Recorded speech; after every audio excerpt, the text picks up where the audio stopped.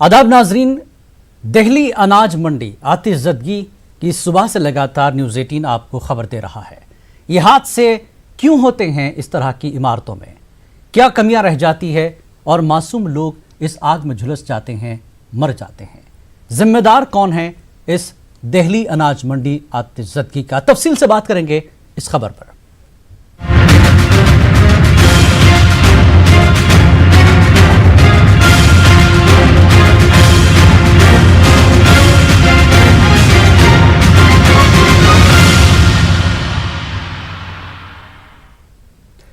दिल्ली के अनाज मंडी इलाके में आतिशज़दगी की वजह से 43 अफराद की मौत हो गई है। साथ ही इस मामले पर एफआईआर दर्ज की गई। अरविंद केजरीवाल ने मजिस्ट्रेट जांच का हुक्म दिया। साथ ही आम आदमी पार्टी और बीजेपी की जानिब से मुआवजे का ऐलान किया गया। इस हादसे में ज्यादातर मजदूर हलाक हुए हैं। आग लगने की वजह शॉर्ट सर्किट बताई जा रही है। दिल्ली के सीएम अरविंद केजरीवाल ने मरने वालों के अहले खाना को फीकस 10 लाख रुपए देने का ऐलान किया। वहीं जख्मियों को मुफ्त इलाज के साथ साथ 2-2 लाख रुपए देने का भी ऐलान किया। पुलिस के मुताबिक इस मामले से जुड़े मुलजमीन की जल्द गिरफ्तारी अमल में आएगी। लेकिन यह भी बताया जा रहा है कि फैक्ट्री का मालिक मोहम्मद रेहान अभी तक फरार है और किसी भी वक्त उसकी गिरफ्तारी हो सकती है। लगातार पुलिस फैक्ट्री मालिक को तलाश रही है। फैक्ट्री मालिक मोहम्मद रेहान अभी तक फरार बताया जा रहा है। तो सुबह की अव्वलीन सातों में इस इमारत में आग लगी है। तस्वीर आप देख रहे हैं अपने टेलीविजन स्क्रीन पर। ये मोहम्मद रेहान है, उस बिल्डिंग का ओनर, उस फैक्ट्री का मालिक जहां पर ये 5 मंजिला 4 मंजिला इमारत जो कुछ वहां पर थी, जिसमें हर फ्लोर पर कुछ लोग रहते थे। वहां जो चीज़ें सामान बनाए जाते थे वो तमाम के तमाम प्लास्टिक और रबर की चीज़ें वहां तैयार होती थी। ये खबर सुबह से लगातार मिल रही है, जिसमें प्लास्टिक फोल्डर्स, बैग्स और इस तरह की कई चीज़ें हैं जो प्लास्टिक के ज़रिए ही तैयार होती हैं। तो ये भी बताया जा रहा है कि इसी बिल्डिंग में पिछली बार भी आग लगी थी, लेकिन इतना नुकसान नहीं हुआ था और किसी की जान नहीं गई थी। लेकिन इस बार जो आग लगी है उसमें जो नुकसान हुआ है, 43 जानें अभी तक चली गई हैं और काफ़ी लोग ज़ख्मी हुए हैं, मुख्तलिफ़ अस्पतालों में ज़ेरे इलाज हैं। और इस इमारत में ज़्यादातर जो बेचारे गरीब लोग हैं, वो मज़दूर लोग, बिहार से उनका ताल्लुक़ बताया जा रहा है। बिहार के मुख्तलिफ़ इलाक़ों से मज़दूर इस बिल्डिंग में, इस इमारत में काम करते थे, मुख्तलिफ़ चीज़ें वहाँ बनती थी।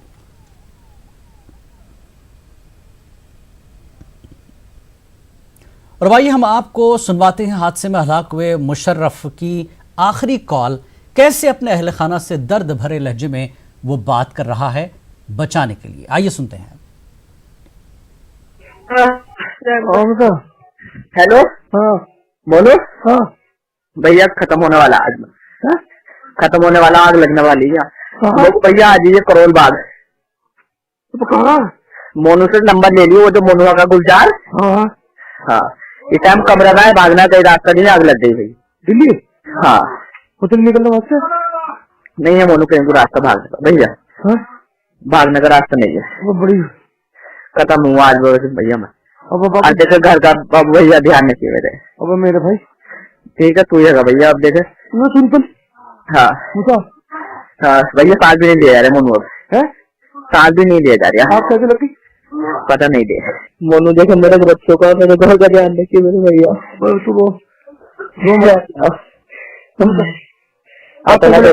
पता ना, ठीक है, कोशिश कर बचने की, कोशिश कर। नहीं भैया बस रख देते, ठीक। सांस बस आना बंद हो गया। बोलू भैया, तो भैया क्या होगा, मैं जाने, मेरा डर था भी। कोशिश कर निकलने की, वहां पर तुम बाबू देखो। मोनू नहीं है भैया, नहीं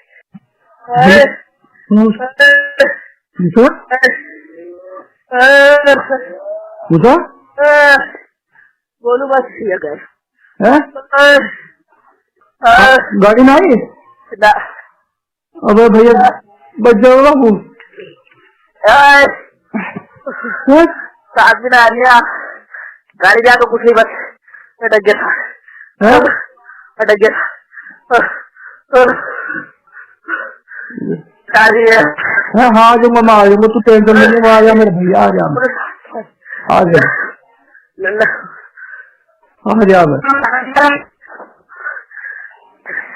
आ जा आ जा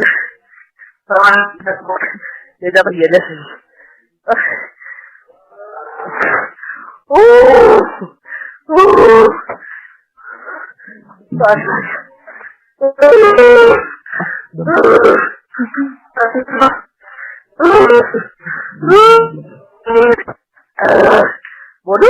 हाँ भैया हम लोग है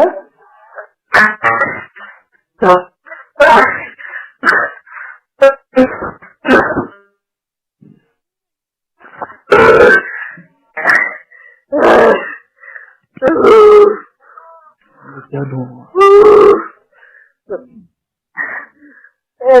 अब आग ऊपर तक आ गई क्या?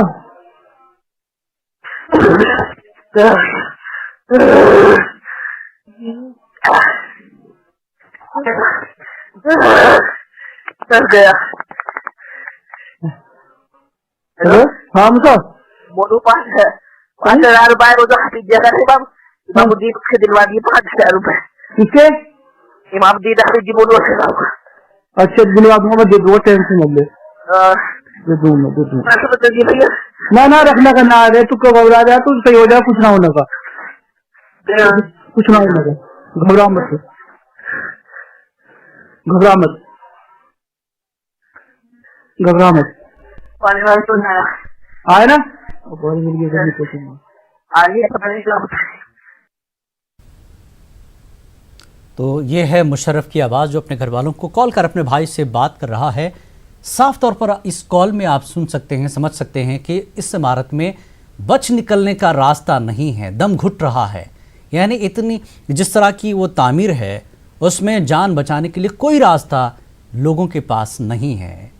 किस तरह से इस तरह इमारत की जो है एनओसी दी गई, किस तरह से ये इमारत बनी है कि लोगों को वहाँ काम भी करना है और वहीं ये मज़दूर है सोते भी हैं, वहीं आराम करते हैं। लेकिन इस तरह का जब कोई हादसा हो जाए तो बच निकलने का इस तरह की इमारतों में रास्ता तक नहीं होता। धुआं भर जाए, धुंध हो जाए तो दम घुटने लगता है। तो दिल्ली में ऐसे कुछ इलाके हैं जहाँ पर इस तरह की इमारतें हैं, जहाँ पर इस तरह के काम भी होते हैं, कारीगर होते हैं, उन्हें बच निकलने का रास्ता नहीं होता और आग लगती है तो इस तरह के वाक़यात हो जाते हैं।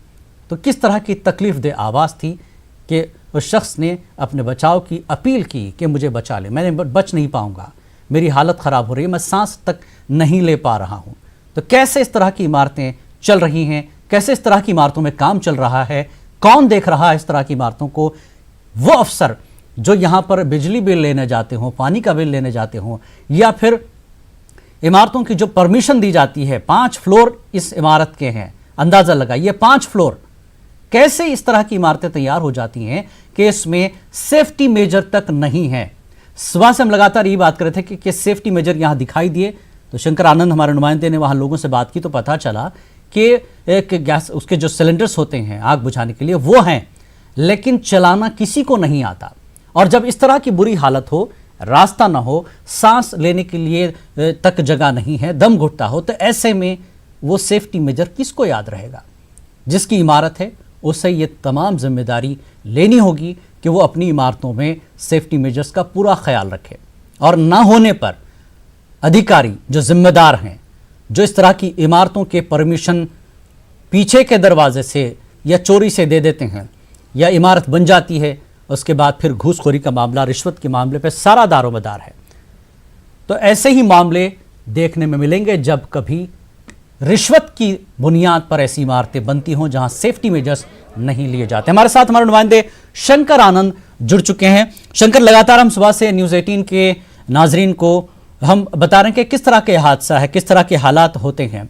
आप ग्राउंड रिपोर्ट 0 पर वहां पर मौजूद हैं, मकाम वारदात पर। क्या कुछ अभी तक वहां अपडेट है आपके पास? क्या कुछ हो रहा है? क्या तहकीकात निकल कर अब तक आई है? क्या इन्वेस्टिगेशन हुआ है? क्या क्या चीज़ें अफसरान ने अब तक आपको बताई है? शंकर जी, इस वक्त में मैं ग्राउंड 0 पे हूँ और यहाँ पर दिल्ली पुलिस के क्राइम टीम की टीम जो है यहाँ पे मौजूद है, जो इस मामले पर इन्वेस्टिगेशन कर रही है। और अंदर जाने के बाद वो तफ्तीश से कर रही है कि किस तरह से बाकायदा वहाँ हादसा हुआ, किस तरह से बाकायदा इस पूरे मामले को या महज हादसा था या कोई साजिश है, इस एंगल से भी जांच हो रही है। लेकिन इस वक्त की एक जो बड़ी खबर है वो मैं देना चाहूँगा कि जिसका वो बिल्डिंग था जहाँ पे वो आग लगा था, बाकायदा उसका जो मालिक है रेहान, उस बिल्डिंग के उसको बाकायदा डिटेन कर लिया गया, उसको हिरासत में ले लिया गया है और बाकायदा उससे पूछताछ चल रही है। पूछताछ इस एंगल से की जा रही है कि बाकायदा ये हादसा है या महज कोई इस मामले में कोई साजिश है, इस मामले की विस्तार से जांच की जा रही है। और ठीक हमारे पीछे आप देख सकते हैं कि यहाँ पे जो ये लोकेशन है, इस जगह पर अभी केंद्रीय मंत्री हर्षवर्धन भी पहुँचे हुए हैं। हर्षवर्धन दिल्ली से सांसद भी हैं और यहाँ पर आने के बाद बाकायदा वो अंदर गए हैं और जो परिवार के जो सदस्य हैं, जो आसपास के जो लोग हैं, बाकायदा उनसे भी मुलाकात करेंगे और उसके बाद दिल्ली पुलिस के जो जवान हैं बाकायदा उनसे भी विस्तार से जानकारी लेंगे कि आखिर किस तरह से हादसा हुआ। हर्षवर्धन की अगर बात करें तो हर्षवर्धन दिल्ली से कहीं बाहर थे और वो इस मामले की जानकारी मिलने के बाद वो यहाँ पे पहुँचे हैं।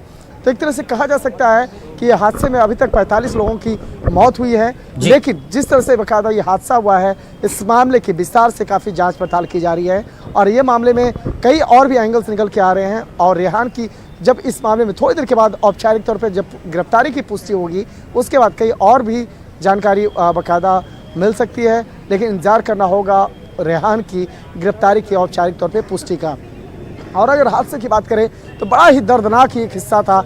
आज करीब 10 से 12 ऐसे युवक जो आज बिहार जाने वाले थे, सहरसा के रहने वाले थे, बिहार में सहरसा और मधुबनी के, वो आज यहाँ से ट्रेन पकड़कर बिहार जाने वाले थे, लेकिन आज वो हादसे के शिकार हो गए। तो कई उनके जो परिजन हैं, बाकायदा उन परिजन से जब बातचीत हुई तब उन्होंने अपनी बात को रखा। तो निश्चित तौर पे इस तरह के कई ऐसी कहानियां हैं कैसे जो बाकायदा अब अधूरे एक सपने बन के रह गए और यहाँ पर कई युवाओं की मौत हो गई। और वो खासकर युवा जो बिहार से, उत्तर प्रदेश से या अन्य राज्यों से बाकायदा यहाँ पे रोजगार के लिए यहाँ पे आए थे, अपने काम के सिलसिले में आए थे, लेकिन वो एक हादसे का शिकार हो जाते हैं। और हादसे की जो वजह बनती है एक लापरवाही इसलिए कही जा रही है क्योंकि जो बिल्डिंग है, इस बिल्डिंग में पहले भी आग लगी थी, लेकिन वहाँ पे कोई विशेष एहतियात नहीं बरता गया, जिसके चलते वहाँ पर इतना बड़ा हादसा हुआ है। हालांकि आज हमारे जो सूत्र है बता रहे हैं दिल्ली पुलिस के, स्पष्ट तौर पे बता रहे थे कि उस बिल्डिंग को एनओसी नहीं मिला था, यानी कि जो आग लगने के लिए जो तमाम उपकरण होने चाहिए, तमाम जो एहतियात जो बरतने का एक नोटिस जारी होता है, लेकिन वो सब कुछ भी यहाँ पर एहतियात नहीं बरता गया था, जिसके चलते इतनी बड़ी लापरवाही हुई।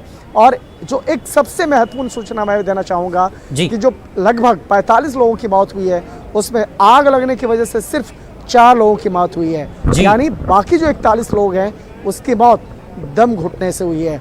दम इसलिए क्योंकि जब आग लगता है तो उस जगह पे कार्बन मोनोऑक्साइड जो गैस है उसका उत्सर्जन होता है और उस गैस की वजह से इतने लोगों की मौत हुई है। फिलहाल यहाँ पे एफएसएल की टीम भी मौके में जांच कर रही है कि आखिर ये हादसा कैसे हुआ और इसकी। शंकर, आप उस स्पॉट पर हैं, मकामे हादसा पर मौजूद हैं, आपने उस पूरी बिल्डिंग को देखा होगा, पूरी इमारत को आपने देखा ही है।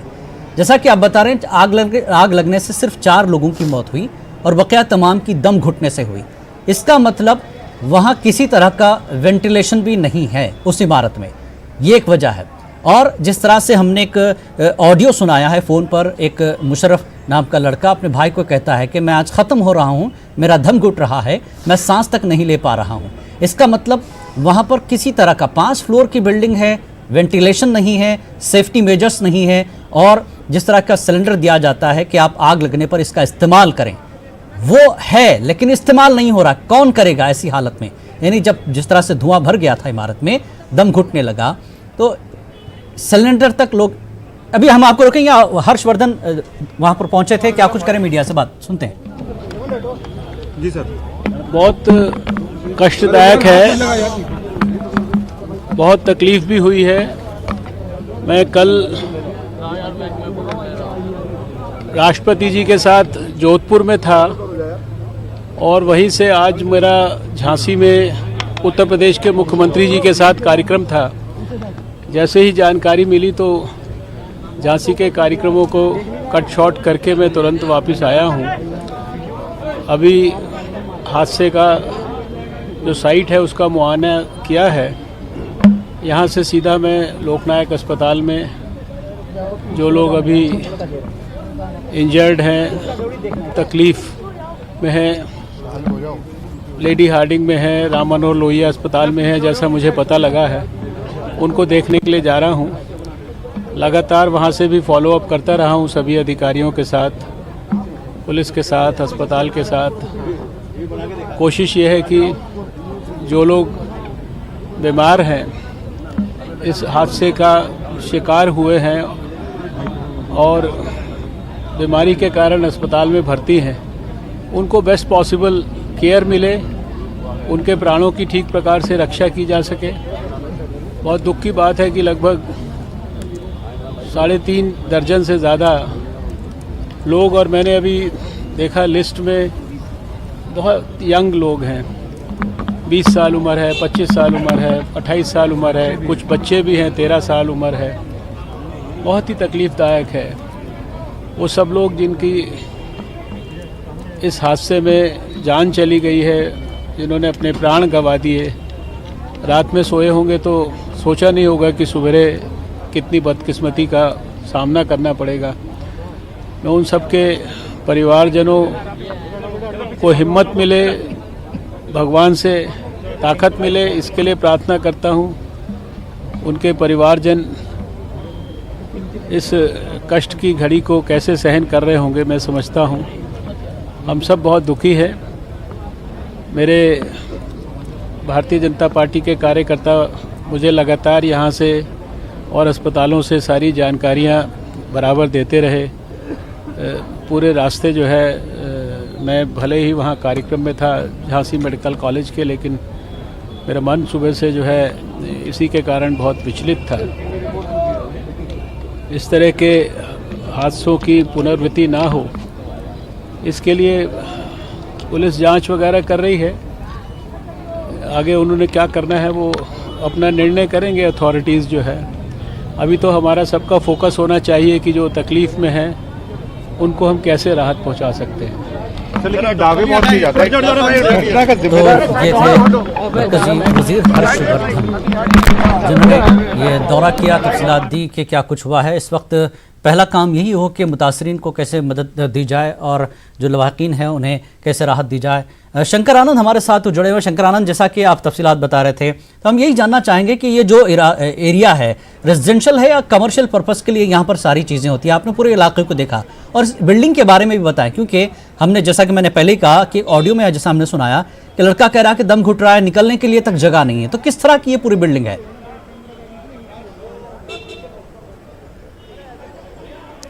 इस इलाके की अगर बात करें तो इस इलाके में तकरीबन 50 से ज़्यादा छोटे मोटे जो फैक्ट्री वो उस रेसिडेंशियल एरिया में चलता है, और जिसको वो बंद करने के लिए कई बार कोशिश किया है, लेकिन छोटे मोटे जो काम चलते हैं। और इस बात को लेकर यहाँ पर जब काफ़ी हंगामा हुआ तो उसके बाद फिर उसे चलने की इजाज़त दी गई थी। अगर बात करें इन गलियों की बात करें, पूरे इस इलाके की बात करें, तो इतनी छोटी छोटी गलियाँ हैं। तक आप हमारे जो एक बॉडी स्ट्रक्चर है, ठीक आप इस स्ट्रक्चर का जो कई गली जो है बकायदा उस पतले पतले गली वहाँ पे है, और समझा जा सकता है कि इतनी पतली गली है कि आप इससे ज़्यादा मोटा आदमी जा भी नहीं सकता है। कहने का मतलब काफ़ी सकड़ा रास्ता है ऊपर जाने का। जी। और जिस वक्त में आग लगा था आज मॉर्निंग में, मैं भी उसके ठीक बगल वाले बिल्डिंग पे मैं गया था, तो उस बिल्डिंग पे चढ़ना काफ़ी मुश्किल रहा। यहाँ तक कि हमारा जो कैमरा पर्सन सोनू मंडल, वो चढ़ने में भी काफ़ी उसको तकलीफ़ हो रही थी। तो ये जो पूरा मामला है, ये कई ऐसे बिल्डिंग हैं, कई ऐसे जो आसपास का जो इलाका ऐसा है जहाँ से निकलना बहुत मुश्किल होगा। अगर कोई हादसा होता है और ऐसा हादसा होता है तो वहाँ से निकलना लगभग नामुमकिन होता है, लगभग मुश्किल है। तो यहाँ पर देखा जाए कि इस तरह के जो हादसे हैं, अगर हादसे होते हैं तो हादसा का स्थल जो होता है, जो लोकेशन है, इसी वजह से और ज़्यादा कैजुअलिटी होती है। तो यहाँ पर कई ऐसे, यहाँ पर तकरीबन 50 से ज़्यादा ऐसे फैक्ट्री हैं जो यहाँ पे चल रहा है, और बाकायदा इसी वजह से जो लोगों का जो दम घुटने की वजह से वहाँ मौत हुई है। जिस वक्त में आग लगा, जो मुख्य द्वार है, मुख्य द्वार के पास लगा, कि जिसके वजह से वो लोग निकल नहीं सके, और सारे लोग उस वक्त में सो रहे थे। तो सोने की वजह से उस वक्त में वो जाग नहीं सके, और जब तक वो जागते, वो उस रूम के अंदर, उस पूरे अपार्टमेंट के अंदर में इतना धुआं भर चुका था, और उस धुएं में जो कार्बन मोनोऑक्साइड जो गैस होने की वजह से वो धीरे धीरे उसके बॉडी में चले गई, और बॉडी में जाने के बाद उसके बाद बेहोश होकर गिरते चले गए, और धीरे धीरे वही उसकी मौत की वजह बनी। ये हादसा जो हुआ है जी। 4 बजे से पहले हुआ है, लेकिन पहला जो पीसीआर कॉल हुआ वो तकरीबन 5:20 पे हुआ। तो समझा जा सकता है कि 1 घंटे का जो फासला है वो काफ़ी होता है, जी। और ये 1 घंटे की फासला जो है कई लोगों की मौत की वजह शंकर कई लोगों से आपने बात की सुबह भी, लोगों ने जैसे ही चीख पुकार सुनी तो लोग अपनी अपनी इमारतों पर चढ़ गए, देखने लगे कि क्या हो रहा है। तो क्या, जैसा कि आप बता रहे हैं 1 घंटे का जो गैप आप बता रहे हैं, क्या उस वक्त कॉल नहीं की गई, आसपास के लोगों ने ये चीज़ नहीं देखी हुई थी, बावजूद उसके ये देर क्यों हुई? क्या वजह बताते हैं लोग? क्या अपने तौर पर लोगों ने बचाने की कोशिश नहीं की? क्या कुछ हुआ है इस बीच? देखिए, ये 3:30 से 4 बजे का जो वक्त होता है, उस वक्त में लोग निश्चित तौर पे अपने घरों में काफ़ी गहरी नींद में सो रहे होते और ख़ासकर भी जो ठंड का समय है, ठंड के वक्त में कंबल वगैरह डाल करके, रजाई डाल के उसके बाद अंदर सो रहे होते हैं। क्योंकि अगर इस फैक्ट्री की बात करें तो फैक्ट्री में दिन भर काम करने के बाद वो मज़दूर भी थक जाते हैं, उसके बाद वो सो रहे होते, तो इसकी भनक भी नहीं लगी कि कब कहाँ पे आग लगा, किस तरह से यह हादसा हुआ, किस तरह से पूरे उस कमरे में धुआं भर गया और उसके बाद वो मौत की नींद में वहाँ पे सो गए। तो वो जहाँ पे सो रहे थे वही उसका कब्रिस्तान सा बन गया, वहीं पे मौत की नींद में सो गए। हालांकि एक तरह से कहा जाए, अगर आगजनी की बात करें तो राजधानी दिल्ली में उपहार सिनेमा कांड के बाद ये दूसरा सबसे बड़ा अग्निकांड का मामला है, जिसमें ज़्यादा से ज़्यादा लोगों की मौत हुई। सबसे ज़्यादा जो मौत हुई थी वो उपहार सिनेमा कांड में हुआ था, जो 1997 में जब उपहार सिनेमा में बाकायदा वहाँ पे आग लगी थी, और आग लगने की वजह से वहाँ पर 60 से 65 लोगों की मौत हुई थी। शंकर, अगर इस बिल्डिंग की बात करें जिसमें 4-5 फ्लोर आप बता रहे हैं, निकलने का सिर्फ एक ही रास्ता है, और दूसरे जो फ्लोर्स है इसमें फोन कॉल में बताया गया था कि बेटा तू कूद जा कहीं से, यानी अगर किसी फ्लोर दूसरे तीसरे फ्लोर पर है तो बाहर कूदने या निकलने तक का रास्ता उस बिल्डिंग में नहीं है, ये बात समझ आ रही है क्लियर तौर पर।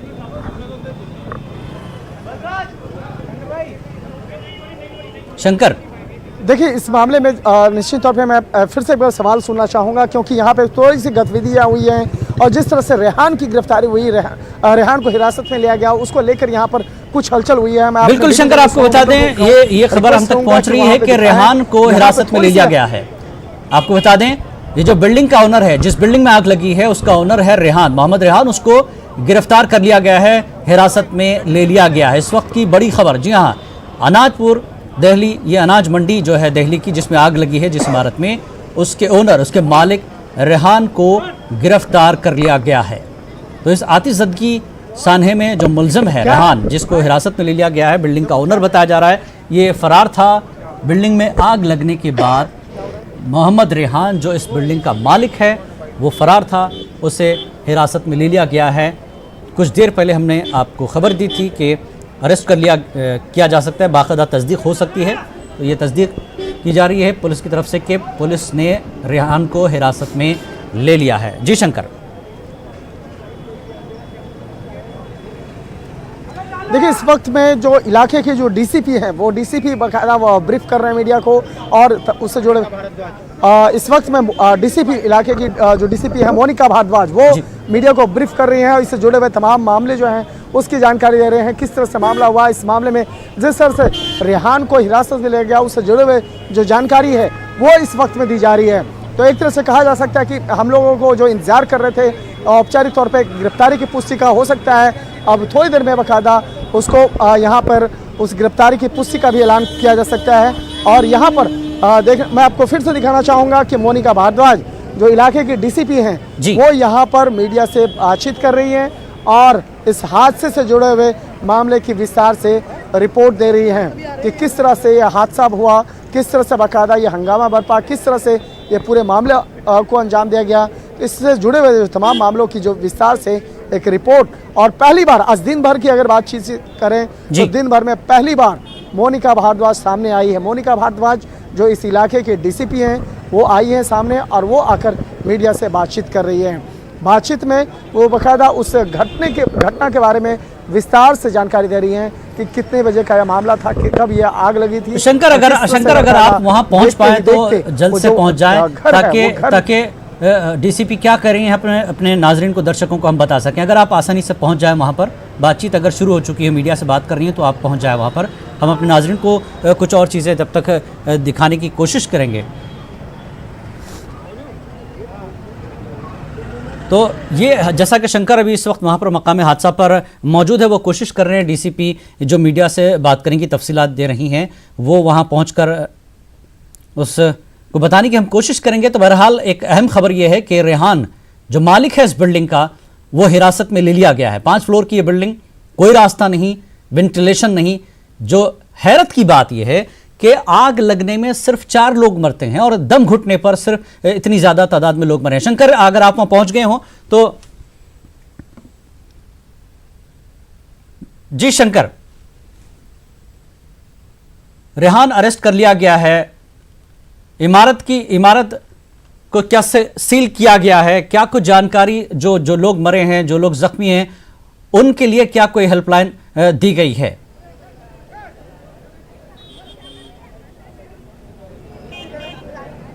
देखिए, तकनीकी तौर पे वहाँ पे पहुँचना थोड़ा सा मुश्किल सा हो रहा है, क्योंकि हमारे साथ में लाइव किट भी जुड़े हुए हैं और वहाँ तक पहुँचना थोड़ा सा मुश्किल बना है। लेकिन जो जानकारी की अगर बात करें तो जानकारी में मोनिका भारद्वाज वो विस्तार से इसी घटने के बारे में जानकारी दे रही है कि किस तरह से घटना हुआ और इस मामले में किस तरह से वो आगे विस्तार से बाकायदा इन्वेस्टिगेशन करवा रही है, किस तरह से बाकायदा इस मामले में कितने टीम हैं, किस तरह से क्राइम ब्रांच की जो भूमिका है उसके बारे में बताया जा रहा है। जो एक तरह से कहा जा सकता है विस्तार से इस मामले में विस्तार से जो इलाके के डीसीपी हैं वो इस मामले की जानकारी दे रहे हैं। तो एक तरह से हम लोग इंतजार कर रहे हैं और ये देखा जा सकता है विजुअल्स में।